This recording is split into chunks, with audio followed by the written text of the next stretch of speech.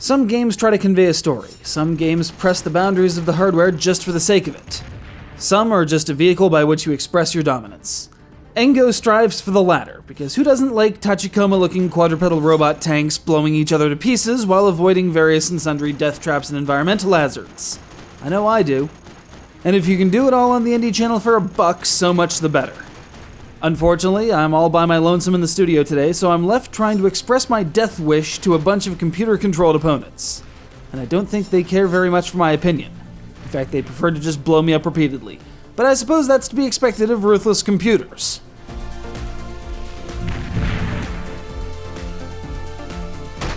But I'd be remiss if I didn't point out this egregious, yet entertaining, mangling of the English language that poses as a help text. I was somehow able to glean that I needed to collect stars, so collect stars I did. The blue ones are worth 1 point apiece, the red ones from destroying environmental hazards yield 10, and the green ones left behind when an opponent, or yourself, blows up are good for 50 points. So it's not enough to just spray death at every turn, you also have to pick up the pieces before some schmendrick swoops in and steals them. Speaking of spraying death, there's a bevy of weapon upgrades to improve your admittedly pathetic starting weaponry.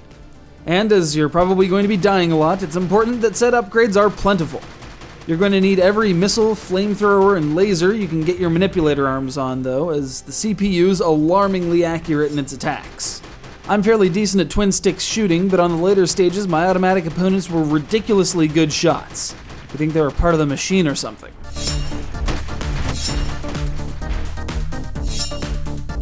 There are 6 maps featuring various combinations of teleporters, lightning-spewing balls, projectile spewers,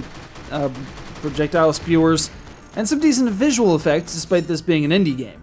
Unfortunately, the controls feel a bit too slippery and ill-equipped for the fast-paced action. Subjectively, it felt like the AI in the first few maps was much easier to outwit than in the later ones, though it's not at all uncommon for enemies to be firing upon you whenever they have a clear line, regardless of whether or not you can see them on your screen or vice versa. You're just driving along, minding your own business, when there's just lightning from out of nowhere and you're driven into a panic. Well, let's be fair, you're never really minding your own business here, you're always trying to shoot down enemy robots. But you get the point, even if it is rather poorly translated.